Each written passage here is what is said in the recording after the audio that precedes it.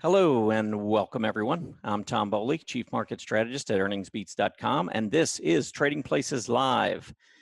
It's Wednesday, April 29th, 2020. No, I'm not getting the date wrong. We're actually pre-recording this Trading Places Live for Thursday, April 30th. Given strong earnings from some of the key technology companies, though, futures are pointing to a solid open on Thursday. So unless something happens overnight, I would expect that we will see a continuation of the recent rally. I want to go over some of the things we'll talk about in this particular show. We will get into, of course, the daily market recap. I'll go through all the action that we saw on Wednesday. Then I'll jump into the talking technically area. I really want to go through and look at the NDX, the NASDAQ 100. We're likely to get another pop on Thursday based on many of the earnings coming in Wednesday after the bell. So I think that'll be a key chart to take a look at. Also, maybe take a look at the VIX, the volatility index, which has been under steady pressure to the downside. Then we'll get into relatively speaking, earnings spotlight, and we will end the show with the three you must see. Before we get into the recap, though, I do want to just point everyone to earningsbeats.com. If you haven't already subscribed, I would love to have you subscribe to our free newsletter. Just check out what we're all about. If you're not familiar with our strategies, really it's a combination of a lot of different things. My background is in public accounting. So I think it's really important to check earnings. A lot of what we focus on are companies that have strong earnings reports. They beat revenue expectations, they beat earnings expectations. Those are the companies that tend to outperform over the longer term. So we look at earnings, we look at relative strength, and more recently, because of the pandemic, I think accumulation distribution is a very important tool to keep an eye on. So if you want to learn more about it, one of the great ways to do it is to sign up. It's just type in your name, your email address, no credit card required, and we will begin getting this newsletter out to you. It's published 3 times a week, Mondays, Wednesdays, Fridays, before the market opens, and a lot of times they're solid trading ideas. So if you like to trade, I think that this would be a great newsletter. And even if you're more of a longer term investor, I think you'll find some benefit in signing up. All right, let's take a look at the recap from Wednesday. It was a really solid day. The Dow Jones, you can see, up 532 points. The S&P 500 up 76. The NASDAQ had a strong day after underperforming on Tuesday, bounced back solidly on Wednesday, up 3.5%. Mid caps, small caps, both performed extremely well again, 4.2% on the mid caps, a pretty nice increase there, and 5.5% on the small caps. And all of our indices now, all the major indices are above the 50-day moving average and pointing higher.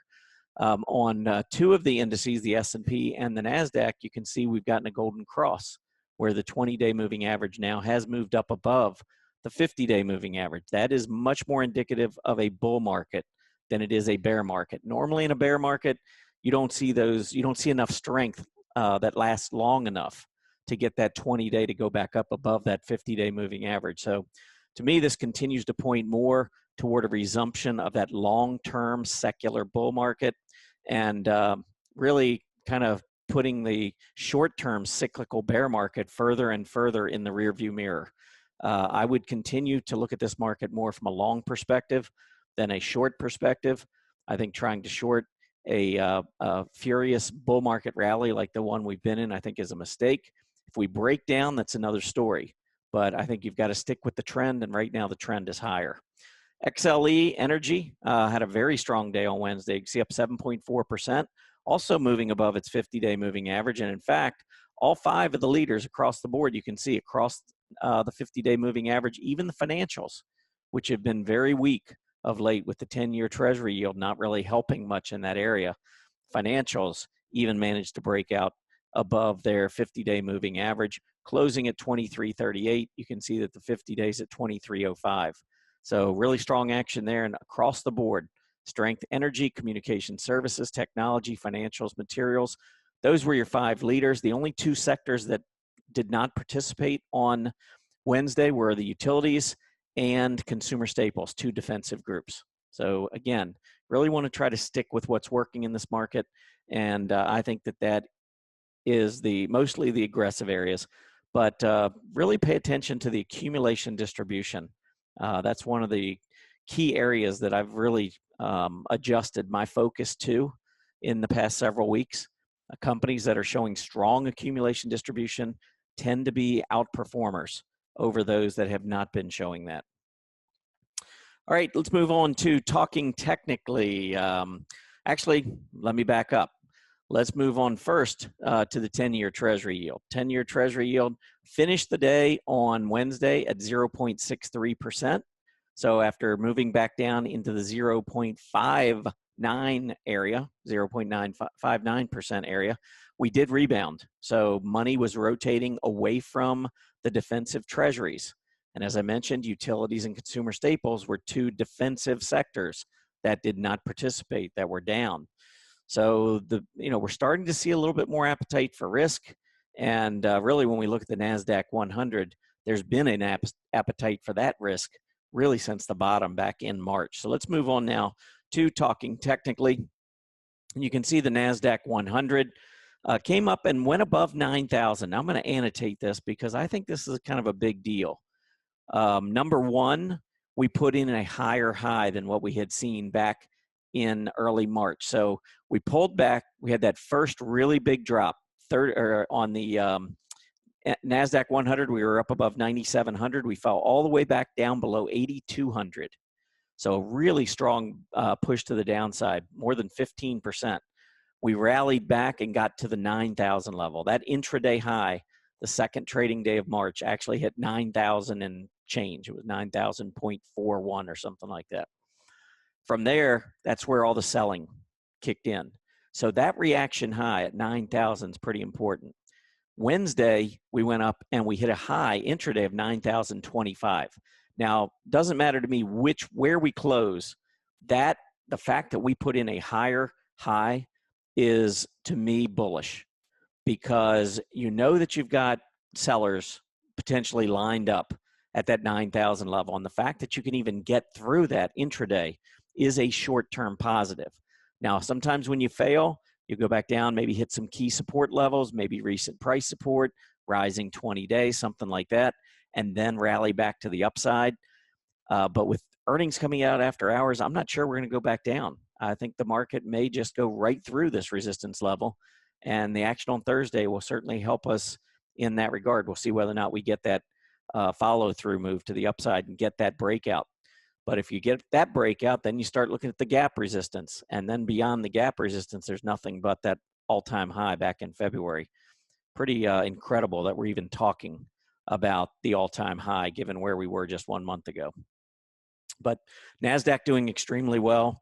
And these are the stocks. These are the leaders. NASDAQ's been outperforming the other major indices, NASDAQ 100 in particular.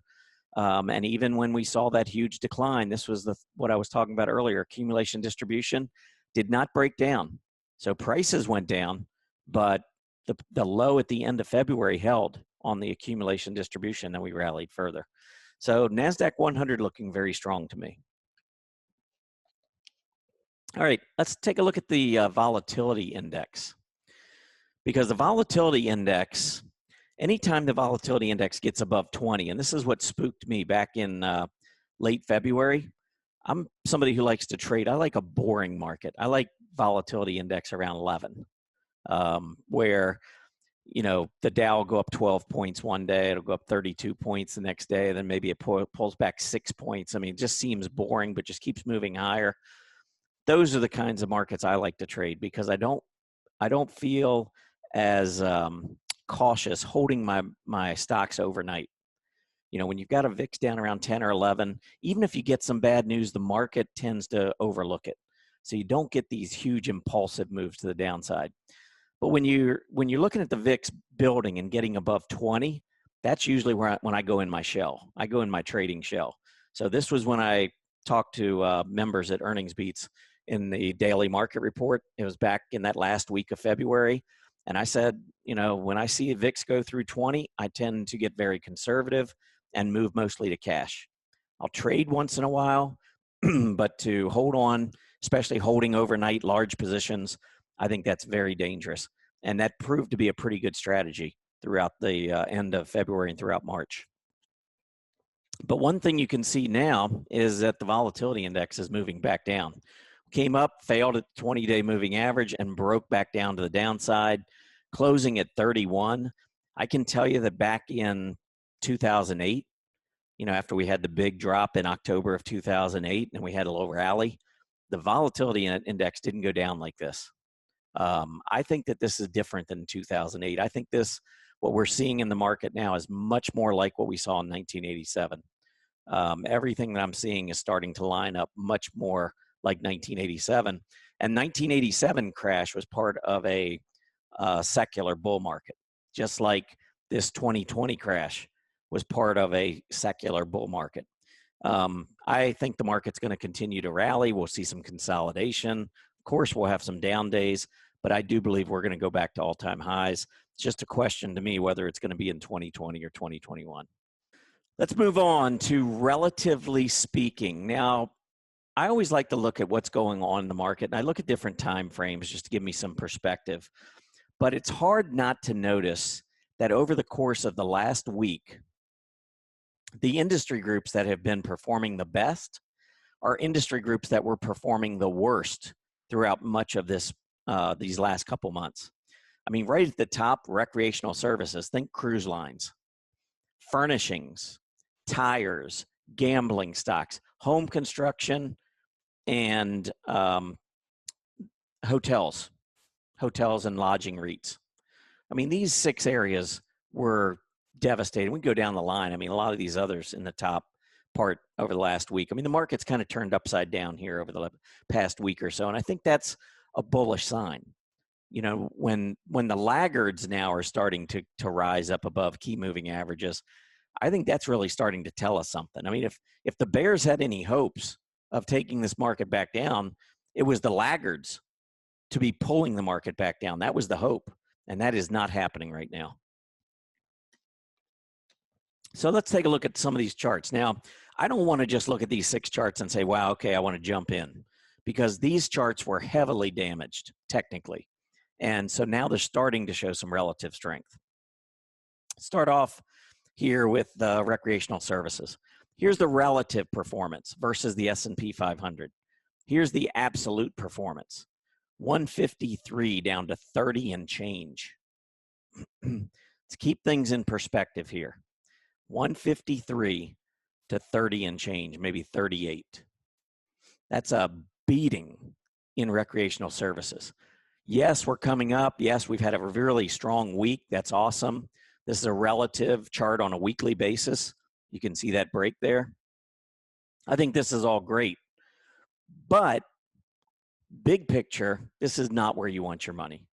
Yeah, they're getting a relief rally. These stocks were beaten up so badly.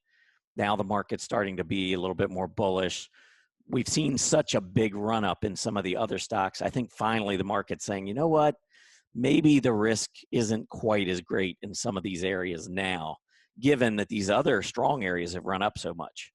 So I think that's what the market's doing right now. I think this is a short-term move back into some of these more, I don't want to say value stocks. I mean, they are kind of value because they've been beaten up so bad, but not all of these areas would necessarily be considered value areas. So recreational services looking better, but I think when you start getting up close to that 20-week moving average, this relative moving average, we may run into some troubles. So short term, yes, you can go with the momentum. Keep in mind the big picture, though, and the big picture is this is a group that has been underperforming wildly. So when this run is over to the upside, chances are we're going to see another rollover, unless you believe cruise lines are all of a sudden just going to be back in favor and everybody's going to be booking their next cruise. I don't think so. So I think we're getting a little bit of relief rally, and then we'll have to be careful. The next one, how about furnishings? I'll go through these a little quicker. Big drop. Here's your rebound. Same thing. Be careful on this move to the upside. Tires, big move down, starting to show a little bit of relative strength. The gambling stocks, huge move down from February, and now starting to show a little bit of relative bounce there. Home construction, big move down, relative bounce. This one I actually think could be a little stronger than some of the others, especially as areas around the country relax some of the social distancing requirements. I think home builders could have a pretty nice rally in store. We'll see some additional pullbacks, but I think this is one that could really begin to pick up. I mean, rates are historically low. It's not going to be the rates that are a problem. So once people get back to work, feel like, hey, my job is safe, the virus is controlled. Seems like we're coming out of this stay at home slowly. I think we could see some relative strength continue to build in this area. All right, let's see. I think there was one more. Yeah, this was the hotel and lodging REIT. Big move down, starting to see recovery. But do you see the difference here? I want to give you, let me just show you one area that's been really strong so you can see the difference in the relative strength. Let's look at broadline retail, which is where Amazon is. You see what's happened throughout February and March. Now we're getting a little bit of a relative pullback, but this is the area of the market I think that's going to continue to do well in 2020. So after we have a little bit of relative profit taking, I think this is a group you want to be looking at. If Amazon pulls back further, I would be a buyer. I think we're going to see a huge report coming out of Amazon. All right, let's move into earnings spotlight. And there were some companies coming out after hours today. Again, this is pre-recorded, so I'm doing this on Wednesday evening for Thursday. But let me pull up some of these earnings reports. Facebook, and I will show you the after hours prices. So Facebook currently up $20 after hours, more than 10%, huge move. Now, we're not breaking out to an all-time high, but $215 is going to get us pretty close to that February high. So Facebook reversing most of the losses that we had seen in February and throughout half of March. Next up, let's look at Microsoft. Microsoft came in with better than expected earnings, and you can see the stock up more than 3% after hours. So really nice move, 183, that too getting close to the February high. Tesla came in with a profit of $1.24. The estimate was for 22-cent loss. Okay, so Tesla looking really good after hours, up 9%, $72, 873. We're not too far from that double top over 900 that we saw back in February. So Tesla making up a lot of its ground. How about Vertex? This is one of my favorite biotechs. Stocks pulled back recently, went down, tested that 20-day moving average. Today, back up $8, 3% after hours. So it is back above the 20-day. I would expect a rally on Vertex from current levels. How about ServiceNow? ServiceNow up 8.39%, $27 to $349. All the way back up near this March high here, not far from the February high. ServiceNow looks pretty good. eBay, I was actually expecting a big number out of eBay, and they did beat on their bottom line, by the way, 77 cents versus 74. But I think this is maybe a case of buy on rumor, sell on the news. Look at eBay's advance. It's been up more than 50% in the last month. And they came out with their earnings. They beat, like I said, on the bottom line. Stock down about 2% after hours. I'd watch that rising 20-day moving average. I have a feeling that'll provide pretty good support for eBay. Align Technology, ALGN, down 4% after hours. This one on a relative basis, we did have a nice rally on Wednesday. But I think if we pull up the chart here and look at the relative strength, you can see relative to the medical supply area, it's been downtrending, and medical supplies versus the S&P has not been able to break out. It's the only industry group within healthcare that has not been able to break out relative to the S&P 500. So you got a group that's not really in favor, just kind of going along for the ride, going sideways. And then you got Align, which has been an underperformer. So I'm not going to feel as strongly about this company when they go into their earnings report. So I'm not surprised that they are down after hours. They actually came in with a number that was way below expectations. So we go back over here. The number was 73 cents. Market was expecting $1.07. So a line down over 4% after hours. You know, that's kind of what the charts were saying. You know, don't expect too much out of a line. And of course, this one is the one that's down. Now, one that was a little surprising to me was Teladoc. They missed on their bottom line, which is shocking given what this company has done over the course of 2020. This is a stock that's up more than 100% in 2020 heading into this earnings report, and they actually missed. They came in at 40-cent loss versus the 35-cent loss that was expected, but the stock's barely down after hours. It's like the market doesn't care. Market's looking forward, and it likes what it's seeing with Teladoc. So it's a relative outperformer. It's got a great accumulation distribution line, and it is really performing very well, even though it is down a little bit after hours, a fraction. All right, one more after hours. HOLX, this is Hologics. They came in, beat their bottom line. I just wanted to point out up 9% after hours. This is a stock also nearing its February high, been on a roll back to the upside. A lot of the selling, and I'm going to pull up HOLX. Whoops, let me get the sharp chart. Now, when you look at this low over here in November and you look at this low down here, look at where the accumulation distribution was, here versus here. Now, we did go down a little bit in March, so it wasn't as good as some of the others, but still, this was not a bad accumulation distribution. It's not falling off the chart to the downside like many of the airlines did or the cruise lines. And when we started moving up, check out the AD breaking out to new highs. So I think Hologics looks really good on its chart. Again, with a great earnings report. It's getting close to resistance, though.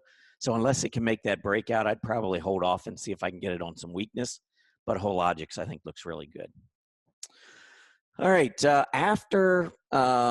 Or actually tomorrow morning, Thursday morning, again, this is being pre-recorded. I'm doing this on Wednesday evening. Thursday morning, some companies that will be reporting, CMCSA, Comcast. This one's got a pretty interesting accumulation distribution, but its relative strength hasn't been very good. So I'm a little concerned there. McDonald's been rallying, accumulation distribution moving to new highs. I think McDonald's will have a decent report, and I would definitely look for it to hold its rising 20-day moving average if it pulls back. Cigna, I think, looks really good. On this pullback here, look at the AD line moving higher, and as soon as we get a little strength, we break out. I think the rising 20-day will continue to hold here, and I wouldn't be surprised to see a good response to Cigna's report tomorrow. Moody's, this is one of my favorite stocks heading into earnings. Beautiful move up above the 20. It's been trending above the 20. PPO strong. Look at the move down back in March. Look at the the accumulation distribution rising. Really good sign. I think this is a company that's going to come out with a good report. And if it were to pull back, get close to that 20-day moving average, I'd be a buyer. Twitter reports tomorrow morning. Twitter, I kind of have mixed feelings about. I think the accumulation distribution is held up all right. We got the PPO breaking above the center line, but I just don't think on a relative basis it's moved nearly as much as some of the others. So I'd be a little careful, I think, with Twitter going into its earnings report. All right, let's go ahead and take a look at the 3 you must see. And what I wanted to do here, some of the beaten down companies have really started to rebound. I want to show you a couple that have rebounded I would be really careful with, and then one that's rebounded that I think actually is showing some nice strength. So maybe just give you an idea of how I'm looking at some of these charts. First one is ACGL. Now these stocks, for those of you that are Earnings Beats members, these stocks are all coming off of the week AD chart list that you all have downloaded. So week accumulation distribution chart list. And what you can see is ACGL, which got absolutely hammered to the downside. It is still down near lows. So even though it's bounced a little bit here, look at the AD line it keeps moving to the downside. This one bothers me. I think that ACGL is one that I would personally stay away from. It's gapping up, but it's not really tacking anything on after the gap up. I'm just not feeling like this thing is ready to move. At least wait until you get a concerted effort and move above that 20-day moving average. Here we did it, we couldn't hold, but I want to get above and hold. Start to pull back and hold that rising 20-day. Next up is AER. AER cap. This one's breaking out, it looks like. Seems pretty good, but it sold off on massive volume, and its AD line took a big hit, and we're still down near the low. Even though we've moved way off of these lows, look at the accumulation distribution, still down near the low. I don't know, this one that just doesn't feel right. I think we could see a move up to 30. If we get a move above 30 and fail to hold 30 and put in a shooting star candle or some kind of reversing candle, bearish engulfing, even a doji, something like that, I would be a little concerned with AER and be thinking that we're going to roll back over. So this one still makes me nervous. I'd have to get through not only 30, probably that 50-day moving average, and then start to show more bullish characteristics. Right now, this move up, I would be nervous if I was in the stock. Now, one that I think does look better is Tempur-Pedic, TPX. I love the move up through the 50-day. I love taking out these prior highs. I love clearing gap resistance. I love the PPO getting ready to turn positive. And this one has its AD line pointing higher instead of moving down to test those prior lows. So I think TPX actually has a shot to I think it's beginning an uptrend. So any pullback on TPX to test that rising 20-day, that's going to be the test for this stock, but I think it's going to hold. I think TPX is trending higher now, and I would be actually interested in buying the stock. If I was just looking at the chart, I would be interested in buying the stock if it pulled back and tested that 20-day moving average, or even back to test price support around that $50 level. That would be interesting as well. All right, so those are your 3 charts that you must see for Thursday. I do want to just remind everybody, if you have an opportunity, if you're new and you're not really familiar with Earnings Beats, go over to earningsbeats.com. I've got this free newsletter. I publish it 3 times a week, Monday, Wednesday, Friday. It'll give you some trading ideas. I think it's something that can help your trading.